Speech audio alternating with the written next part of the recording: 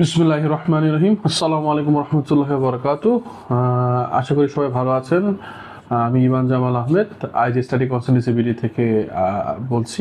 আজকে আমি যে দেশটা নিয়ে আলোচনা করতে চাচ্ছি সেই দেশটা আমার প্রিমিয়াম প্রোডাক্ট। আমি ইউজুয়ালি এই দেশটা নিয়ে খুব কম আলোচনা করি, কারণ সারাদিন আমার যারা স্টাফ আছেন, কলিগ আছেন, I should say their colleagues, তারা এটা নিয়ে ডিল করেন। সো এই বিষয়ে আমি খুব স্পেসিফিক কিছু বলতে চাই গিয়েও বলি না, কারণ তারা নিজেরা যথেষ্ট ভালো ডিল করেন আল্লাহর রহমতে। এবং বাংলাদেশের স্টুডেন্টরা মোটা যারা যারা আমার সাথে আছেন রেফারেন্সে এবং যারা আমাদের সাথে গিয়েছে বা যারা আছে তারা মোটামুটি জানে।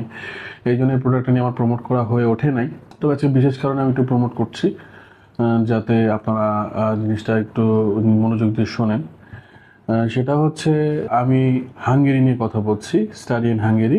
হাঙ্গেরি নিয়ে আপনারা সবাই সব কিছু জানেন। হাঙ্গেরিতে আমরা মোটামুটি প্রায় 7 থেকে 8টা ইউনিভার্সিটির এজেন্ট। তার মধ্যে আপনার সবগুলো নাম করা সব ইনস্টিটিউটগুলোই আছে, যেমন ইএলটি আপনারা চেক করে দেখবেন ওদের ওয়েবসাইটে। তারপর জন ভন নিউম্যান ইউনিভার্সিটি, তারপর হচ্ছে পেক্স, ডেব্রেসেন। পেক্স যদিও একটা থার্ড পার্টি, ওদের যে নির্দিষ্ট রিজিওনাল আছে তার মাধ্যমে ডেব্রেসেন। তারপর হচ্ছে আপনার একটা আছে বিএমইউ, হ্যাঁ। তো তারপর উদয় ইউনিভার্সিটি আছে, যতগুলো আপনার যেগুলো মনে করতে পারেন।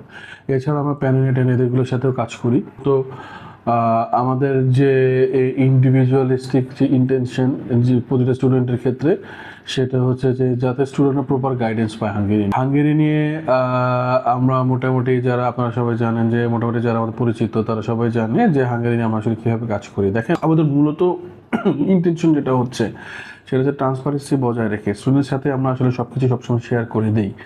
আমি বারবার একটা কথা বলি যে আমি স্ট্রেট ফরওয়ার্ড কথা বলি এই কারণে, যাতে আমাকে স্টুডেন্টরা ভবিষ্যতে কোনো ব্লেম দিতে না পারে। একটা স্টুডেন্ট যখন A to Z সব কিছু গাইডেন্স পাবে এবং প্রসেসের সম্বন্ধে মানে প্রখর ধারণা রাখবে, সম্যকভাবে অবগত থাকবে, তখন রেজাল্ট নিয়ে আসলে একটা স্টুডেন্টের কোনো সে থাকবে না এজেন্সির এগেনস্টে। আমি হাঙ্গেরি কাজ করছি আজকে অনেক বছর ধরে। তারপরে হাঙ্গেরি নিয়ে আসলে 2022-এর প্রথমে আমরা শুরু করেছিলাম, তখন ভিসা রেশিও খুব হাই ছিল। আমরা 16-17-18 দিকেও হাঙ্গেরি নিয়ে কাজ করেছি, তখন ইন্ডিয়াতে হতো। বর্তমানে 2022 থেকে এটা বাংলাদেশ থেকে হয় এবং মোটামুটি আলহামদুলিল্লাহ এটা একটা ভালো রেসপন্স ছিল। Due to some should I say misconduct, কিছু স্টুডেন্ট চলে যাওয়ার কারণে 25শে ফেব্রুয়ারিতে, মোটামুটি সেপ্টেম্বর এবং ফেব্রুয়ারিতে রেজাল্ট আসলে অতটা ভালো হয়নি 25শে সেপ্টেম্বরের। বাট স্টিল আলহামদুলিল্লাহ ভিসা তো হচ্ছে, স্টুডেন্টরা তো যাচ্ছে। এবং এখানে হাঙ্গেরিকে যদি কেউ বলে ভিসা রেশিও খারাপ, এখানে আমার একটু মত পার্থক্য আছে। আসলে স্টুডেন্টের ভিসা রেশিওটা খারাপ না। বুদাপেস্টে ভিসা পরিমাণটা একটু কমে গেছে, কিন্তু অন্য জায়গাতে ভিসা পরিমাণ চলনসই আলহামদুলিল্লাহ, এবং ভিসা হচ্ছে। এবং মূল যে সমস্যাটা হচ্ছে যে একটা প্রতিটা দেশে তার ভিসার নির্দিষ্ট কোটা থাকে এম্বাসি বা একটা কনসুলেটে। তো তার বাইরে যখন অ্যাপ্লিকেশন পড়ে তখন এটা অনেক বাড়াবাড়ি পর্যায়ে যদি পড়ে যায়, তখন হচ্ছে ভিসা রেশিওটা খারাপ দেখায়। সো স্টুডেন্ট প্রচুর অ্যাপ্লিকেশন করেছিল 2025 সেপ্টেম্বর, কারণ আপনারা তো সবাই বাংলাদেশের সিচুয়েশনটা জানেন যে একটা জায়গায় একবার অ্যাপ্লিকেশন যদি ভিসা হয় তাহলে সবাই সেই জায়গাটার উপর ঝাঁপিয়ে পড়ে। ইন দ্যাট কেস আসলে মিসকন্ডাক্ট মিস থিং হ্যাপেন্স। এটা একটা মূল জিনিস। আর আরেকটা বিষয় যেটা হচ্ছে, হাঙ্গেরিতে অ্যাপ্লিকেশন করতে প্রচুর ডকুমেন্টেশনসের প্রয়োজন হয়। হাঙ্গেরি ডকুমেন্টেশন ওরিয়েন্টেড একটা জায়গা। তারপরে ইন্টারভিউ আছে, এমসিকিউ আছে। ইউনিভার্সিটিগুলো ইদানিং খুব কড়াকড়িভাবে কাজ করছে, খুব কড়াকড়িভাবে জাজমেন্ট করছে অ্যাপ্লিকেন্টদের। ইন্টারভিউটা নিচ্ছে, ইন্টারভিউতে অনেকে পাস করতে পারছে না। যারা পাস করতে পারছে মোটামুটি তাদের ব্যাঙ্কিং ডকুমেন্টেশন থেকে, যেমন ব্যাঙ্ক 13 মাসের দিতে হয়, তো অনেক ধরনের ডকুমেন্টসই হাঙ্গেরিতে লাগে। সো সব কিছু ওভারঅল বিবেচনা করে যখন একটা ছেলে পুরোপুরি প্রস্তুত হয় আলহামদুলিল্লাহ, সেক্ষেত্রে এবার বলা যায় ভিসা রেশিওটা ভালো হওয়ার কথাই সেপ্টেম্বর থেকে।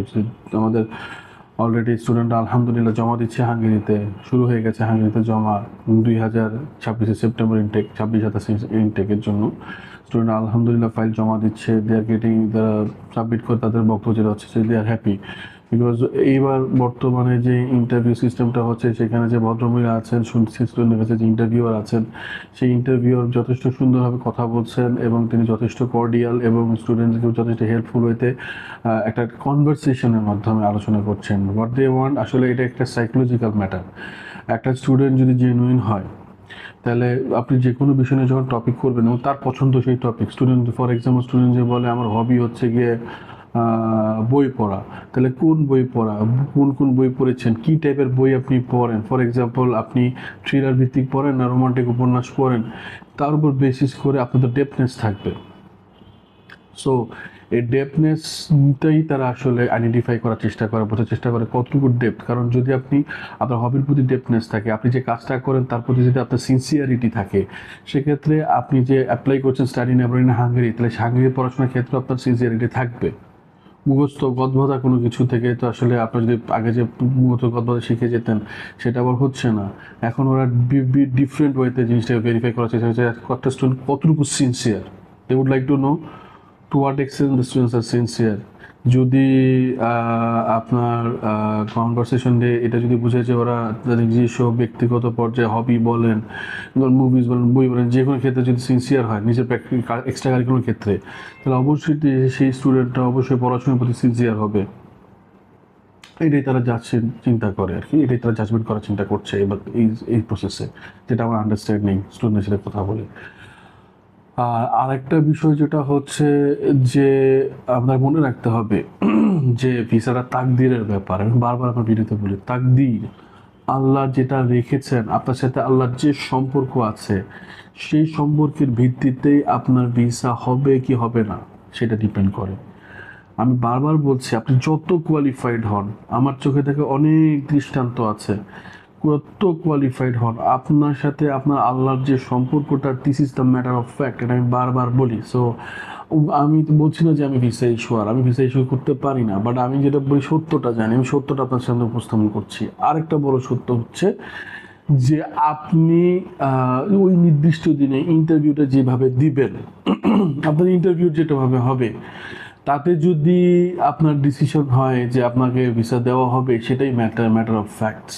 দ্য ফার্স্ট ডে, যে আপনি দ্য মেইন ডে যেটা হচ্ছে আপনি ইন্টারভিউর দিন, হ্যাঁ, যে আপনি ভিসা জমা দিলেন, সাথে সাথে তো ইন্টারভিউ নিচ্ছে কয়েক সেমিস্টার ধরে, এই প্রসেসটাকে আপনার মাথায় রাখতে হবে যে ইন্টারভিউ হয়ে যাবে। আমার ওই দিনটা খুব গুরুত্বপূর্ণ দিন। ওই দিনের আগ পর্যন্ত আমাকে খুব ঠান্ডা থাকতে হবে, কাম থাকতে হবে। ওই দিনও আমাকে বিশেষ করে ঠান্ডা থাকতে, কাম করতে হবে, ঠান্ডা থাকতে হবে, কাম থাকতে হবে। এবং মূল যেটা চিন্তা হচ্ছে যে আমি কিভাবে আমার নিজের এক্সপ্লেনেশনগুলো দিয়ে, মোটিভেশনগুলো আমি ভিসা অফিসারকে বোঝাতে সমর্থ হব, এইটাই ডিসাইড করবে ভিসার আসলে ইনশাআল্লাহ তাআলা। বাকি ডকুমেন্টেশনগুলো চেক করবে, সেটা যদি ঠিক থাকে, এটা তো একটা গদবাঁধা প্রসেস, সেটা তারা চেক করবে। বাট ইন্টারভিউ আপনার ডিপেন্ড করবে যে আসলে আপনি কতটুকু যোগ্য ভিসা পাওয়ার জন্য। হ্যাঁ, সো মূলত হচ্ছে 1 নম্বর পয়েন্ট আল্লাহর সাথে আপনার সম্পর্ক, এবং আপনি নিজে কীভাবে প্রিপেয়ার করে নিচ্ছেন ইন্টারভিউর জন্য।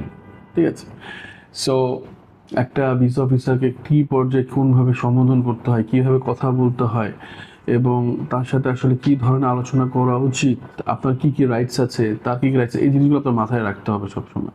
ঠিক আছে, সো আপনি আপনার ব্যাপারে কতটুকু কনসার্ন, এইটা নিয়ে আসলে চিন্তা করে আপনার সিদ্ধান্ত আসবে যে আপনি ভিসা হবে কি হবে না। আপনি যদি কনসার্ন হন, আল্লাহর সাথে আপনার সম্পর্ক ভালো থাকবে, আপনি সুসম্পর্ক বজায় রাখবেন আল্লাহর সাথে, আপনার তাকদির ঠিক থাকবে। আর যদি তাকদির ঠিক থাকে, তাহলে আপনার ভিসা এমনি হবে, আপনার দিন এমনি সুন্দর হবে। সো এটাই মূলত প্রসঙ্গ। হাঙ্গেরিতে আমরা কাজ করছি, হাঙ্গেরির যে কোনো বিষয়ে আমরা আপনাদের সাথে আছি ইনশাআল্লাহ। টু হোয়াট এক্সটেন্ট আপনাদের যে মানে আপনার সাথে আমাদের যেতে হবে প্রসিডিওরের ক্ষেত্রে, লিগাল ওয়েতে আমরা সেটা যাব, এটা নিয়ে কোনো টেনশন নাই। আপনারা যারা আমাদের সাথে আগে কাজ করেছেন তারা তো আপনারা জানেন, আমার বিভিন্ন স্টুডেন্ট যারা বাইরে আছে, ইভেন আপনারা যারা এখন আমাদের সাথে কাজ করছেন তারাও আপনারা আমাদের সম্বন্ধে ভালো মতো এখন সম্পর্কে অবগত। এবং ইনশাআল্লাহ আমরা যেহেতু ভিডিওটা করা সবার জন্য, যে ভবিষ্যতে যারা স্টুডেন্ট আসবেন তারা অবশ্যই আমাদের পেজটা দেখে শুনে বুঝে আসবেন, আমাদের সঙ্গে জেনে আসবেন, এটি হচ্ছে মূল কথা। সো হোপফুলি আমাদের মূল আরেকটা কথা, নোটিফিকেশন আপনাদেরকে আমি দিয়ে দিই, সেটা হচ্ছে অলরেডি 2027 ফেব্রুয়ারি ইনটেকের জন্য Debrecen university of Pécs open হয়ে গেছে। I repeat, Debrecen university of Pécs open হয়ে গেছে। পেক্সের মনে হয় সেপ্টেম্বর 30 তারিখ last date of application. So আপনারা যারা অ্যাপ্লিকেশন করতে চান বা ইচ্ছুক সেপ্টেম্বর ফেব্রুয়ারির জন্য, তারা অতি সত্ত্বর আমাদের সাথে যোগাযোগ করুন। আমরা আপনাদের জন্য প্রসিড করার চেষ্টা করব, প্রসিডিউরটা মেনটেন করব। সো যত তাড়াতাড়ি সম্ভব ইনশাআল্লাহ আমাদের অফিসে ভিজিট করুন। We hope to see in our office. এবং অবশ্যই আশা রাখি আমাদের সম্বন্ধে জেনে আসবেন, আমাদের সাথে কমিউনিকেট করবেন।